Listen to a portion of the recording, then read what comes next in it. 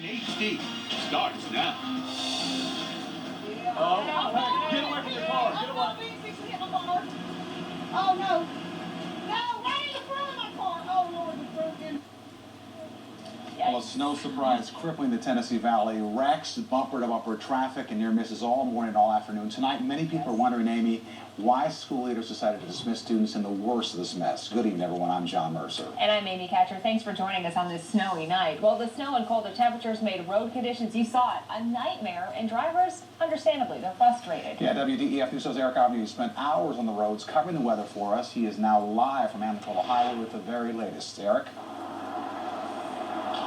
Well, guys, it's not every day this area gets snow that wreaks havoc on the roadways here in Chattanooga, and it's not every day that our cameras are in the right place at the right time to record all the action. Well, today we were in the right place at the right time to get all that havoc that was on the roadway. Take a look. Get away from the car. Get away. Oh, no. No, right in the front of my car. Oh, Lord, the front and the back seat. A combination of snow, ice, and uphill roadways created a nightmare for motorists at the intersection of Shallowford Road and Gun Barrel Road. One by one, vehicles either slid into the intersection, off the road, or into each other. It's very stressful. My car was going slowly, and all of a sudden it slowly slid backwards. I started sliding sideways, then I started coming backwards, and I just stopped. Greta Helms was on her way to pick up her grandchildren from school when Mother Nature caused her vehicle to slide out of control. I thought we were just going to get a few flurries. I didn't realize it was going to be this. It's very unexpected, so it's bad. If you can, just stay home. Driving conditions are so bad that there are literally people getting out of their vehicle to help stranded motorists who are stuck at this intersection. And while it may seem like a good gesture, it's also dangerous. Watch what happened to Philip Smith when he and a group of guys tried to help push this SUV up a slippery road. He falls, and the vehicle starts to slowly slide back in his direction. I wasn't really thinking about the truck sliding back. I was just more or less just trying to get them up the hill. SUVs and cars were not the only vehicles having a tough time.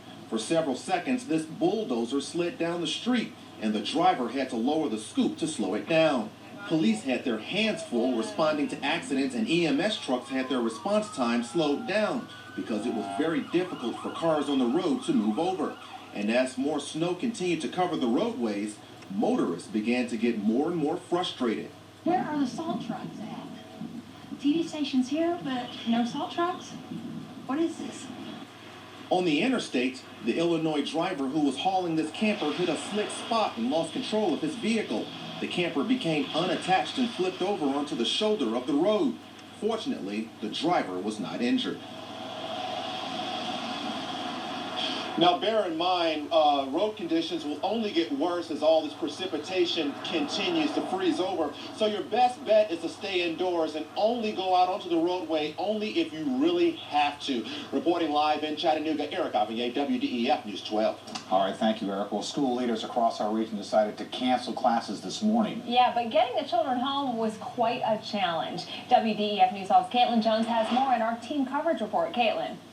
That's right, Hamilton County schools weren't expecting this wintry weather much more than any of us were. Schools let out at 11 a.m. in Hamilton County, and that's when buses started rolling and the madness began.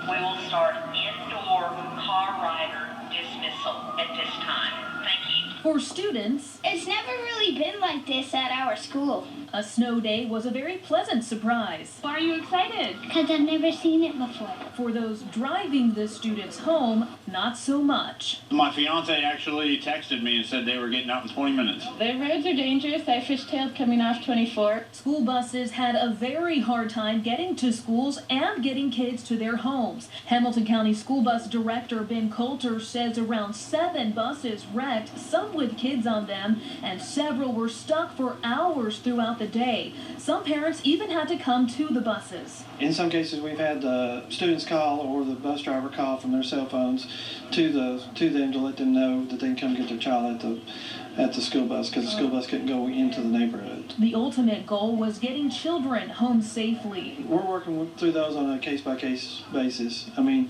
obviously we got to try to get kids home, but also we can't endanger other kids or the personnel on the bus. And Coulter tells us all of the school bus accidents were minor with no injuries. Reporting live in the studio, Caitlin Jones, WDEF News 12. All right, thank you very much, Caitlin. Of course, there is a huge concern tonight as the sun starts to go down right now. That's right. The temperature is not going to get above freezing, so that means any of the snow and ice on the roads, it's going to stick around. Chief Meteorologist Patrick Moore, he joins us now live with the latest in our Storm Team 12 forecast. Patrick. Amy and John, we were nowhere near freezing today, and that was one of the big reasons why the half-inch of snow was really a problem. When it snows at 20 degrees, it is a major problem around here. It snows at 32, not a big problem. That was the big difference. Here's what to look for as we head into the next several hours. Flurries will gradually end, but still breezy, very cold out there, and very icy with the refreezing of roads, especially the secondary roads, but even some of the major roads will have some really icy spots, especially those bridges and overpasses, and a frigid morning tomorrow with most areas between about 6 and 10 degrees. Then sunshine returns tomorrow afternoon, but not until we have a very, very cold start, and temperatures once again staying below freezing for highs tomorrow. So tomorrow morning, very critical, not because of just the icy conditions that we'll all have to deal with, but it's going to be frigidly cold, and a lot of folks are probably where they're not should be, where they're not normally at, and so that's one of the reasons why it's concerning, and we need to stay warm, especially overnight tonight. Very good advice from Patrick Moore, definitely. And Metropolitan Ministries, they had to start turning people away because of the demands placed on them during this cold weather. Yeah, it's tough out there right now. The snow has left dozens in our community turning to charities for help.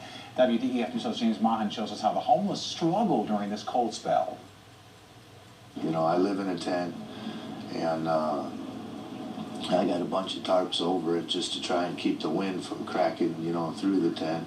Florida native Robert Ruan, a former truck driver, says this weather has left him with no choice but to ask for help. Oh, it started about this morning, and it's been going since, and I'm not used to this. It feels like I've been in Alaska or something, you know. Cynthia Williams says there's only so much that non-profits can do without extra support. Today was a good day because we were able to help. The hardest thing to do is we can only serve 31 people a day. Now we served more people today than that because it was the weather is what we had to do.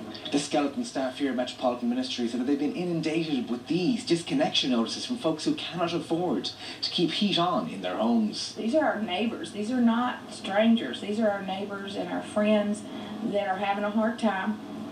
And when we keep their electricity on, we need help paying for that.